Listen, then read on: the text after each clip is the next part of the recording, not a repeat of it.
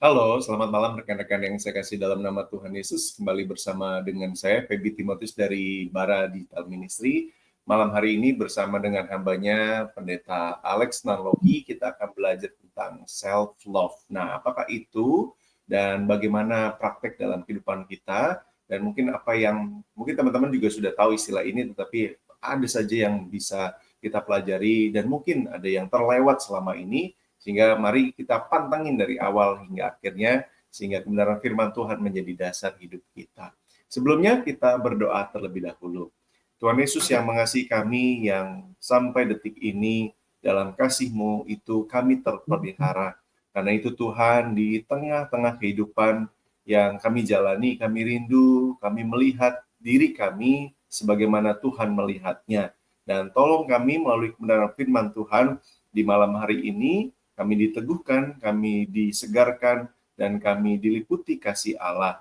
Terima kasih juga untuk hamba-Mu Pendeta Alex yang sudah rindu dan akan menolong kami untuk menjabarkan self-love ini kepada kami semua. Di dalam nama Tuhan Yesus kami bersyukur dan berdoa dan mohon pimpinan-Mu.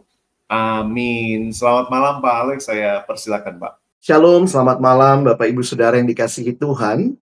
Bersyukur kesempatan kita belajar firman Tuhan bersama-sama. Secara khusus malam ini, kita akan membahas tema tentang self-love. Ini sebuah tema yang juga banyak dibahas akhir-akhir ini. Dan dalam beberapa pelayanan juga saya diminta untuk membawakan tentang self-love. Jadi di tengah-tengah dunia yang makin sibuk, di mana orang kayaknya melakukan begitu banyak hal pada saat yang bersamaan, lalu muncullah kemudian wacana tentang harus ada keseimbangan. Maunya punya work-life balance. Nah, waktu bicara work-life balance, biasanya orang berbicara tentang, saya butuh dong giving myself self-love, self-reward, begitu ya. Tapi apa itu self-love? Secara definisi salah satunya mengatakan begini.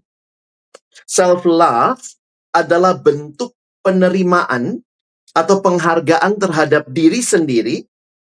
Bagaimana Anda mencintai diri Anda, apa adanya, serta memperhatikan kesejahteraan dan kebahagiaannya. Jadi, self-love dalam pengertian yang paling dasar adalah bagaimana kita memperhatikan diri kita. Nah, untuk orang Kristen, ini kemudian ada yang bertanya, bukankah Alkitab mengatakan manusia justru mencintai dirinya itu bukan hal yang tepat? Misalnya dalam 2 Timotius pasal 3, dikatakan, ketahuilah pada hari-hari terakhir akan datang masa yang sukar. Dan salah satu yang disebutkan, yang adalah hal yang Tuhan tidak sukai, manusia akan mencintai dirinya sendiri. Nah, apakah ini sama dengan self-love? Kalau ini bukan hal yang seharusnya, lalu bagaimana kita mengerti self-love yang sesungguhnya? Nah, kita akan sama-sama melihat dari apa yang firman Tuhan sampaikan. Karena kalau kita berbicara self-love dalam pengertian yang tepat, ternyata juga Alkitab membicarakan tentang hal ini. Jadi kalau kita ingat kembali bagaimana Allah menciptakan kita pertama kali, siapakah kita? Kita harus kembali kepada firman Tuhan, khususnya kalau kita belajar kitab Kejadian, kitab yang mencatat awal mula segala sesuatu, termasuk awal mulanya manusia. Kejadian 1 ayat 26 dan 27 mengatakan, berfirmanlah Allah, baiklah kita menjadikan manusia menurut gambar dan rupa kita, supaya mereka berkuasa atas ikan-ikan di laut, burung-burung di udara, dan atas ternak, dan atas seluruh bumi, dan atas segala binatang melata yang merayap di bumi. Perhatikan ayat 27. Maka Allah menciptakan manusia itu menurut gambarnya. Menurut gambar Allah diciptakannya dia, laki-laki dan perempuan, diciptakannya mereka. Jadi pertama kali kalau kita melihat desain Allah untuk manusia, manusia adalah gambar dan rupa Allah. Apa yang dimaksud manusia gambar dan rupa Allah? Mari perhatikan bahwa ketika Allah menciptakan manusia pertama kali, Allah menempatkannya di dalam Taman Eden. Sehingga waktu kita mencoba memperhatikan, saya mengambil satu pemahaman tentang image of God, ini mendeskripsikan kehidupan manusia di dalam relasi-relasi yang indah. Pertama dengan Allah, dengan sesama, dan juga dengan ciptaan yang lain. Seorang tokoh, Migliore, menyatakan hal seperti ini. Jadi image of God bisa dilihat di dalam relasi. Nah, relasi dengan Allah tentunya kita sudah pahami. Allah menciptakan manusia dalam relasi yang indah dengan Dia. Tetapi Allah juga menciptakan manusia dalam relasi yang indah satu sama lain. Ketika Alkitab mengatakan tidak baik kalau manusia itu seorang diri saja. Pertama kali di dalam Kejadian 2 ayat 18 dikatakan tidak baik. Bayangkan, sebelumnya semuanya dikatakan ciptaan Allah itu baik, baik, baik, sungguh amat baik. Maka pertama kali di Alkitab dinyatakan tidak baik ketika Allah mengatakan tidak baik kalau manusia itu seorang diri saja. Jadi manusia sebagai gambar Allah juga manusia yang diciptakan dalam relasi dengan sesama. Dan ini menjadi hal yang penting sebagaimana yang dikatakan oleh pendeta John Stott. Sebagaimana ikan dibuat untuk air, maka umat manusia dibuat untuk kasih. Untuk mengasihi Allah dan untuk mengasihi sesama kita. Nah, ini menjadi hal yang mendasar sekali. Allah menciptakan kita dalam relasi dengan Dia, dengan sesama, dan tentunya juga dengan diri sendiri. Waktu kita masuk ke perjanjian baru, kita bertemu dengan firman Tuhan di dalam Matius 22 ayat 37 sampai 40. Mari kita lihat sebentar bagian ini. Jawab Yesus kepadanya, kasihilah Tuhan Allahmu dengan segenap hatimu, dan dengan segenap jiwamu, dan dengan segenap akal budimu. Itulah hukum yang terutama dan yang pertama. Dan hukum yang kedua, yang sama dengan itu, ialah kasihilah sesamamu manusia seperti dirimu sendiri. Pada kedua hukum inilah tergantung seluruh hukum Taurat dan kitab para nabi. Sebelum kita bicara tentang self-love, perhatikan di dalam ayat ini Yesus juga mengatakan, kasihilah sesamamu manusia seperti dirimu sendiri. Nah, sempat ada diskusi yang bertanya, kalau lihat ayat ini sebenarnya ada berapa perintah? Apakah ada 2 perintah saja? Kasihilah Tuhan Allahmu dan kasihilah sesamamu. Atau justru ada 3 perintah? Kasihilah Tuhan Allahmu, kasihilah sesamamu, dan kasihilah dirimu sendiri. Tapi kalau kita perhatikan baik-baik, ya, Yesus sendiri mengatakan pada kedua hukum inilah. Jadi, jangan kita tambah ada 3 perintah. Tidak. Ini ada 2 perintah saja. Tetapi yang menarik, kenapa kita dikatakan seperti dirimu sendiri? Karena secara teologis kalau kita perhatikan, manusia itu pasti sudah mencintai dirinya dalam desain yang Allah ciptakan. Jadi kasihilah dirimu sendiri, ini bukan perintah ketiga. Mengasihi Tuhan, mengasihi sesama, dan diasumsikan bahwa Alkitab mengasumsikan manusia secara alami sudah mengasihi diri sendiri. Bergerak dari pemahaman ini, saudara dan saya, kita dicipta sebagai makhluk yang mengasihi Allah, mengasihi sesama, dan Allah juga menciptakan kita sebagai gambar dan rupanya. Maka perhatikan, kita ini adalah orang-orang yang dicintai Allah, dikasihi Allah, dan kita pun juga mengasihi diri kita sebagai bagian dari rancangan Allah. Tentu kalau Allah saja begitu memperhatikan diri kita, maka kita pun harus memperhatikan, mengasihi diri kita, dan juga memperhatikan diri kita. Jika demikian, self-love yang benar, self-love yang benar itu bukan memanjakan diri, tetapi menghargai diri kita sebagai manusia yang diciptakan oleh Allah, dikasihi Allah, berharga karena Kristus, dan kita ini adalah manusia yang harusnya memuliakan Allah. Lalu kalau begitu apa bedanya dong dengan self-love-nya dunia? Perhatikan lagi ayat yang Yesus katakan tadi. Kasihilah Tuhan Allahmu, kasihilah sesamamu seperti engkau mengasihi dirimu sendiri. Bapak Ibu Saudara yang dikasihi Tuhan, perhatikan baik-baik. Self-love-nya orang Kristen itu berdasarkan Allah yang menciptakan kita sebagai gambar dan rupanya, dan self-love kita ditempatkan dalam kaitan mengasihi Allah dan mengasihi sesama. Jadi perhatikan, kita tidak mengasihi diri kita demi fokus kepada diri kita. Itulah yang Alkitab ingatkan, mencintai diri, yang mati-matian untuk diri sendiri, berakhir pada diri. Itulah self-love yang salah. Tetapi self-love yang benar adalah sebagaimana Allah mengasihi kita, mengasihi diri kita, kita peduli dengan diri kita, tetapi di dalam rangka kita bisa mengasihi Allah dan sesama lebih baik lagi. Jadi ini bahayanya. Kalau self-love itu yang terpusat pada diri, itu bisa menjadi narsisme. Itu akhirnya fokus kepada diri saya, kenyamanan saya. Kita lupa panggilan kita waktu kita mengasihi diri kita supaya kita bisa mengasihi Allah lebih baik dan mengasihi sesama lebih baik. Sehingga self-love yang terpusat pada diri ini hanya menuntut penerimaan. Pokoknya ngertiin gua dong. Saya memang lagi butuh me time. Ini waktu saya sendiri. Tapi kita lupa sebenarnya ketika kita tanda kutip menikmati waktu sendiri, yang kita bilang self-reward, me time, itu dalam rangka apa?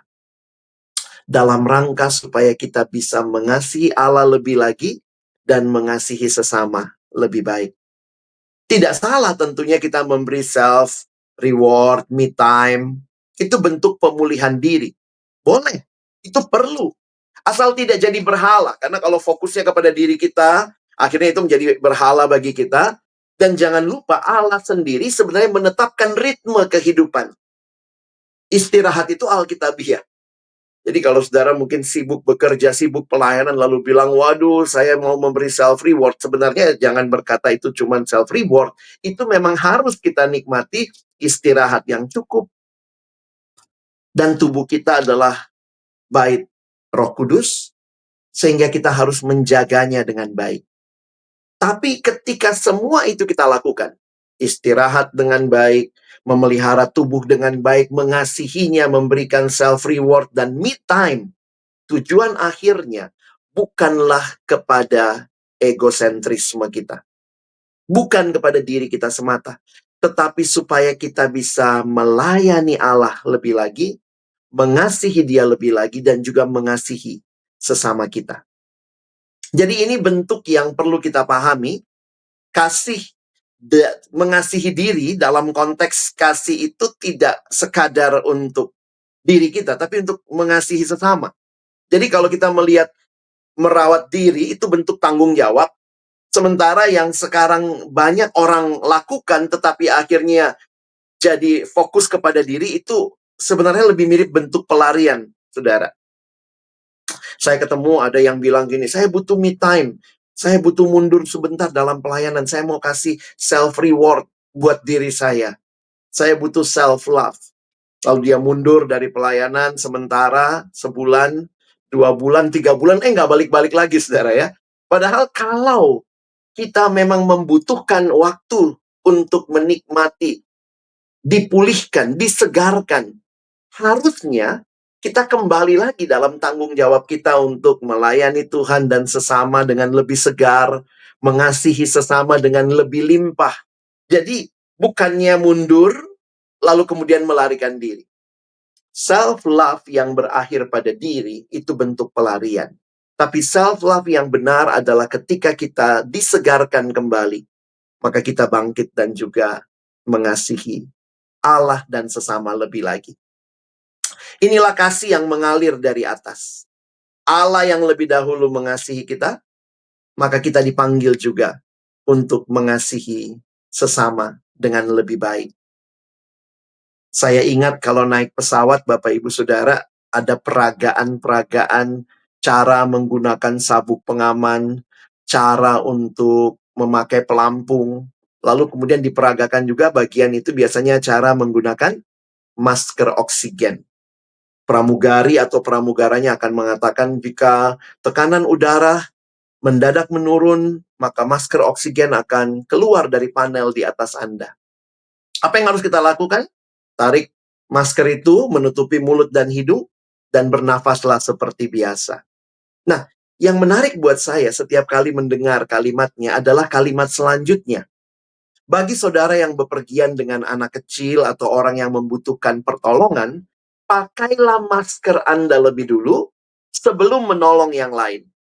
Jadi, pakailah maskermu lebih dulu sebelum menolong orang lain. Jadi, apa tujuan kita memakai masker kita? Supaya salah satunya bisa menolong orang lain. Bukankah itu juga yang firman Tuhan ingatkan? Kalau saudara dan saya sudah menikmati kasih Allah, bahkan kita punya me time untuk bisa mengasihi diri kita, maka tujuannya juga adalah untuk bisa mengasihi lebih baik lagi. 1 Yohanes 4 ayat yang ke-11 mengatakan, saudara-saudaraku yang kekasih, jikalau Allah sedemikian mengasihi kita, karena Allah mengasihi kita, kita pun belajar mengasihi diri kita, maka haruslah kita juga saling mengasihi.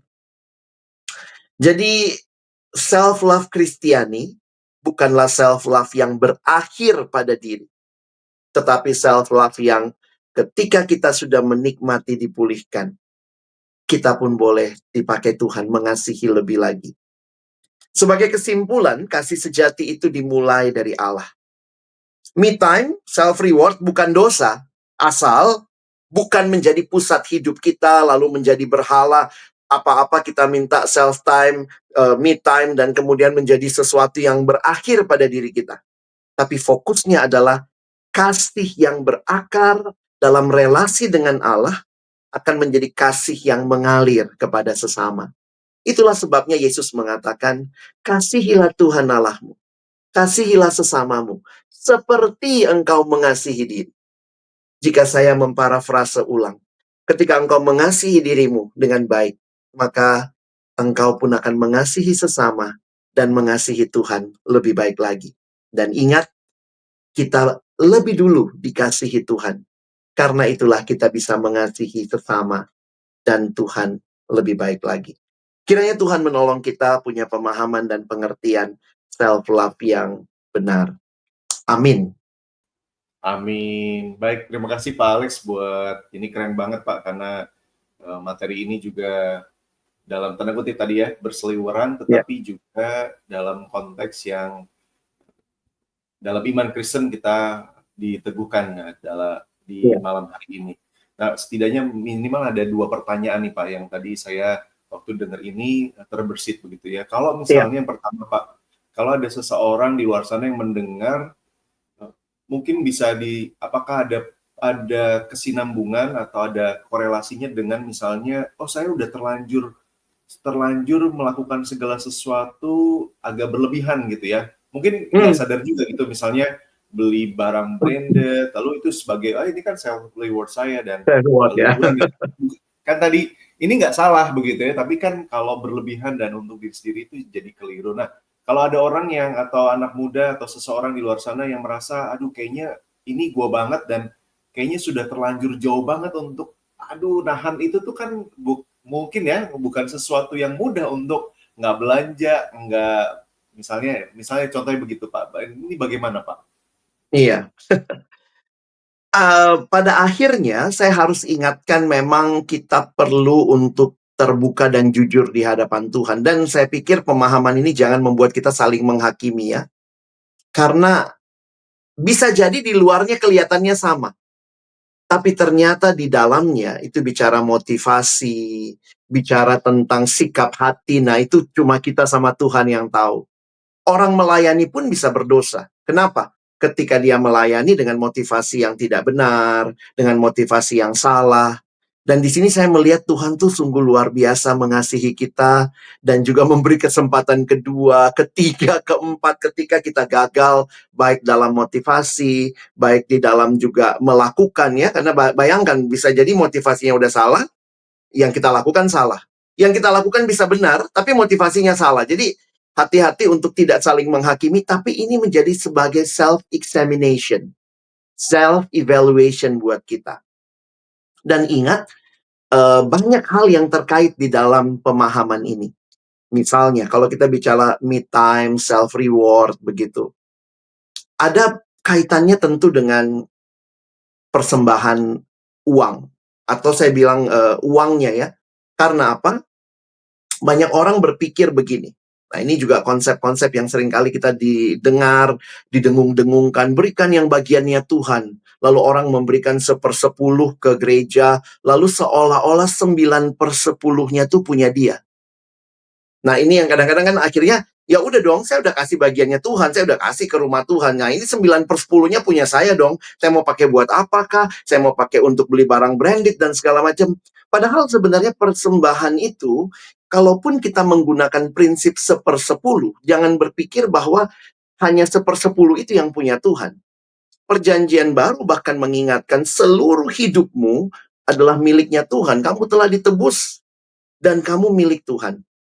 Jadi, waktu kita bicara self reward dan segala macam, kita pun belajar mempertanggungjawabkan keuangan yang Tuhan percayakan sama kita. Apakah ini selaras dengan kehendak Tuhan? Apa tujuannya beli barang branded? Jadi, jangan juga akhirnya, ya saya beli barang branded kan supaya saya bisa melayani lebih baik, orang melihatnya nama Tuhan tidak dipermalukan, hamba Tuhan tidak kemudian dianggap menderita dan segala macam. Saya pikir nah, itu udah kita buat-buat sendiri ya, hanya untuk memuaskan sebenarnya keinginan kita akan hal-hal branded gitu ya. Dan saya pikir kita belajar hidup sederhana. Mungkin di bagian lain kita harus mempelajari hal itu, sehingga yang namanya self-reward, me time, itu tidak selamanya. Itu terkait dengan kemewahan, harus menghabiskan uang yang banyak. Jadi yang kedua, yang saya juga harus ingatkan, self-reward, me time gitu ya, self-love harus juga terkait dengan kita bisa membedakan mana yang merupakan kebutuhan, mana yang merupakan keinginan. Ada banyak hal dalam hidup sebenarnya kita tidak terlalu butuh, tapi kita ingin, kita pengen. Nah, ini yang kita mesti mendisiplinkan diri untuk mengatakan tidak kepada hal-hal yang tidak kita butuhkan. Sekarang banyak iklan, banyak orang memberikan kampanye begitu ya. Beli satu gratis satu misalnya. Poin saya adalah begini. Kalau saudara tidak butuh, tidak usah beli. Tapi kalau saudara butuh, maka mungkin mahal pun kita menabung, kita sisihkan uang untuk bisa membelinya. Jadi jangan termakan dengan semua iklan yang seolah-olah beli sekarang gitu ya, kartu kredit juga beli sekarang, bayarnya nanti, akhirnya terlilit hutang, banyak yang akhirnya kepinjol dan segala macam, hanya dengan mengatakan, ya ini kan demi self-love saya. Jadi akhirnya self-love yang berpusat pada diri, saya perhatikan, itu selalu menjerat seperti tali yang menjerat lagi kepada dosa yang lain, kepada hal-hal yang lain yang sebenarnya itu masalah hati kita ini sudah puas nggak sih dengan Tuhan? Dan harusnya itu yang kita jadikan dasar yang paling utama. Setuju, setuju. Terima kasih Pak untuk penjelasan peneguhannya itu yang teman-teman kita perlu, ya betul ya, ini bagian daripada koreksi kepada diri sendiri, apalagi misalnya ada orang-orang terdekat kita yang adik kakak kita yang ya mengalami hal itu, jadi kita bisa Benar. saling mendoakan begitu. Nah, karena memang ini bagian yang rasanya tuh agak tipis begitu ya Pak, Tipis, benar antara Pak. iya betul, tipis antara saya mengasihi diri sendiri atau saya dalam tadi mencari kepuasan yang lain karena memang saya belum puas. Nah, tadi memang Pak Alex sudah mention, sudah spill. Nah, ini pertanyaan kedua, nah, kalau gitu bentuk-bentuk yang mungkin Pak Alex juga melakukan begitu Ya. atau mengalami hal self reward seperti apa sih Pak yang tadi ya, misalnya mengasihi sesama. Nah, saya tadi terbersit karena kemarin saya tuh baru pulang dari cuti seminggu, Ya, untuk merawat jalan-jalan, orang Mbak.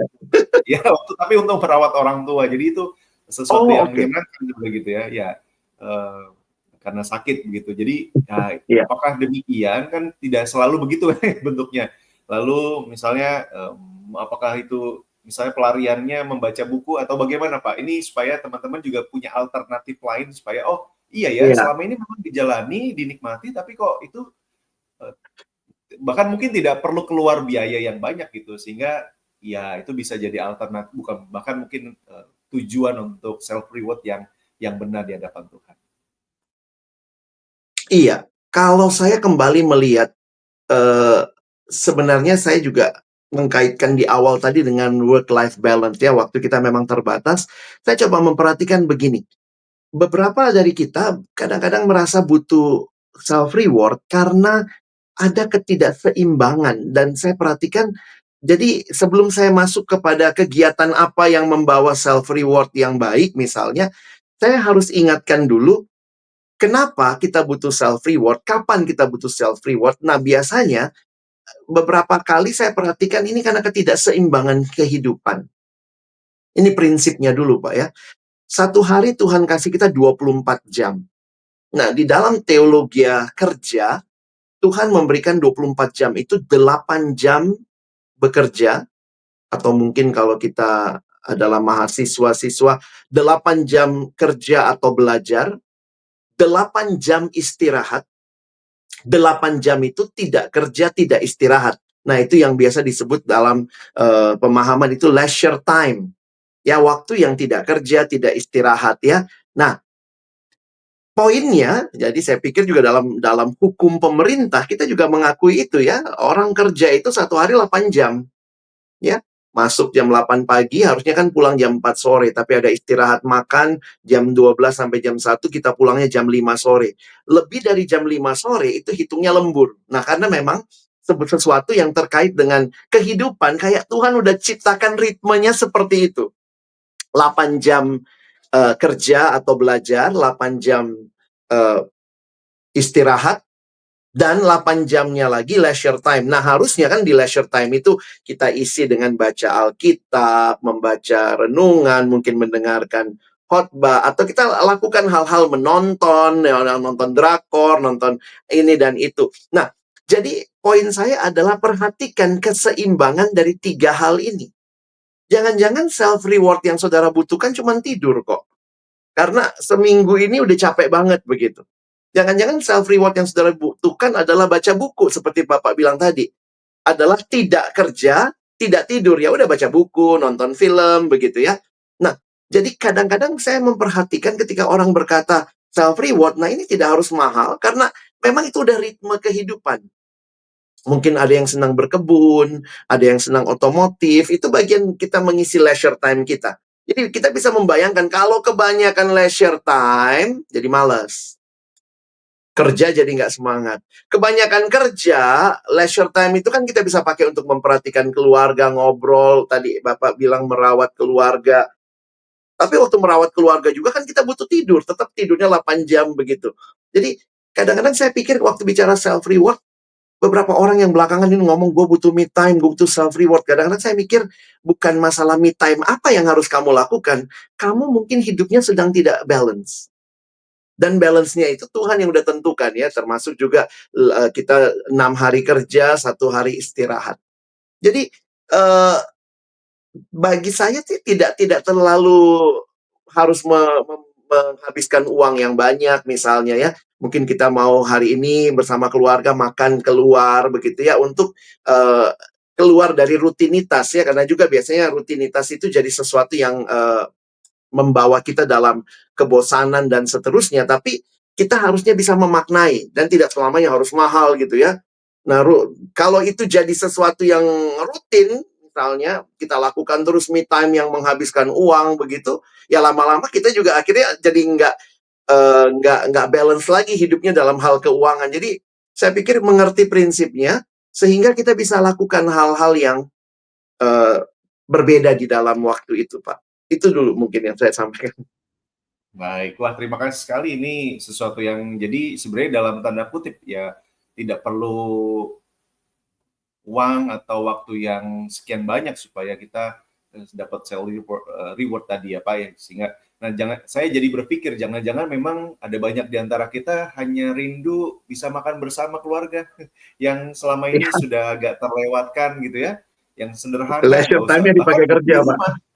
Betul, iya, karena ketemunya yang mungkin anaknya sudah kuliah, ketemunya nggak tentu gitu. Jadi Betul. ya mungkin teman-teman bisa rencanakan itu ya. Mungkin di minggu ini bisa rencanakan Benar. bersama dengan keluarga untuk makan bersama. Ya itu jadi sesuatu yang indah sebenarnya untuk dibangun kembali. Baik, terima Saya kasih ketemu Pak Alex. beberapa Ini ini juga, Pak ya. Beberapa oh teman juga silakan. yang merencanakan liburan bersama itu sebagai me Nah, time-nya mereka karena juga sehari-hari itu udah pada anak udah mencar-mencar gitu. Itu sih. iya betul. Nah itu apalagi yang sudah punya anak itu kalau mau liburan harus cari waktunya waktu libur anak. Benar, benar. Ya, Oke, di Pak. gereja tuh direncanakan Pak. Jadi yang punya anak, misalnya seperti saya anaknya masih kecil itu nanti diasuh Iya, sama kakak-kakak pemuda. Jadi kita orang tua bisa. muda tuh bisa ngobrol bareng-bareng. Itu sesuatu Benar. yang indah gitu ya. Baik, baik. Ini menginspirasi sekali Pak Alex buat malam hari ini. Jadi juga semoga menginspirasi teman-teman untuk memikirkan hal yang esensial dalam kehidupan kita, relasi dengan Tuhan dan sesama, dan hidup di dalam diri kita sendiri, sehingga kita menikmati dalam misi yang Tuhan Iya. titipkan, berikan kepada kita semua. Baik Pak Alex, saya persilahkan kalau ada closing statement dan sekaligus menolong kita menutup dalam doa Pak. Baik, jadi Bapak Ibu Saudara yang dikasihi Tuhan, mari kita coba lihat lagi self love kita. Apakah itu mengikat kita dalam terhadap diri sendiri yang sebenarnya itu cuma pelarian, self love untuk pelarian dari tanggung jawab, ataukah self love supaya kita bisa semakin baik bertanggung jawab dengan seluruh bagian yang Tuhan percayakan untuk kita mengasihi Dia dan juga mengasihi sesama lebih baik. Karena itu dua perintah yang Tuhan berikan untuk kita punya tanggung jawab di dalamnya. Nah, kiranya kita bisa mengatur lagi hidup kita, seperti Pak Feby bilang tadi ya, minggu ini mari kita lihat lagi nih. Jangan-jangan kita cuma butuh tidur Bapak Ibu ya, karena kebanyakan kerja, kebanyakan pelayanan, kita pakai waktu-waktu istirahat, waktu-waktu dengan keluarga menjadi self-reward untuk kita memulihkan relasi-relasi yang mungkin hilang karena ketidakseimbangan itu. Baik, mari kita berdoa. Bapak Surgawi, terima kasih banyak. Kami belajar kembali dari firman-Mu, dari pemahaman, pemaparan ini, untuk kami melihat kembali hidup kami di hadapan Tuhan, di hadapan sesama, dan bagi diri kami sendiri. Kami sadar tema ini begitu kuat dibahas di dalam dunia, karena orang melihat inilah aku, inilah hidupku. Tetapi kami orang Kristen melihat inilah aku di dalam relasi dengan Tuhan, inilah aku juga dalam relasi dengan sesama. Kami tidak hanya hidup sendiri. Kami hidup di dalam rancangan Allah yang indah. Kami punya relasi dengan Tuhan dan dengan sesama. Karena itulah, biarlah kami bisa menempatkan self-love ini dengan tepat, dengan baik, di dalam kerangka penciptaan Tuhan bagi diri kami. Sekali lagi terima kasih buat kesempatan kami belajar. Kami boleh menikmati pemahaman demi pemahaman yang Tuhan tolong, dan pakai terus Bara Digital Ministry menjadi pelayanan yang memberkati banyak orang, dan teman-teman yang bekerja di depan layar, di belakang layar, Tuhan yang memberkati pelayanan ini jadi berkat besar. Dan kami semua, kami berdoa tolong kami bukan cuma jadi pendengar firman yang setia, tapi mampukan kami jadi pelaku-pelaku firman-Mu. Kami bersyukur menutup dalam nama Yesus kami berdoa. Amin. Amin. Sekali lagi terima kasih untuk Pak Alex buat kesempatan malam hari ini. Terima kasih buat kebersamaan rekan-rekan, atensinya. Kalau ada pertanyaan silakan mengirimkan di kolom komentar atau di direct message Instagram dari Bara Digital Ministry. Saya Feby bersama dengan Pendeta Alex dan juga kerabat yang melayani di balik layar. Kami undur diri. Tuhan Yesus berkati kita semua. Amin. Terima kasih Pak Alex. Sama-sama, Pak.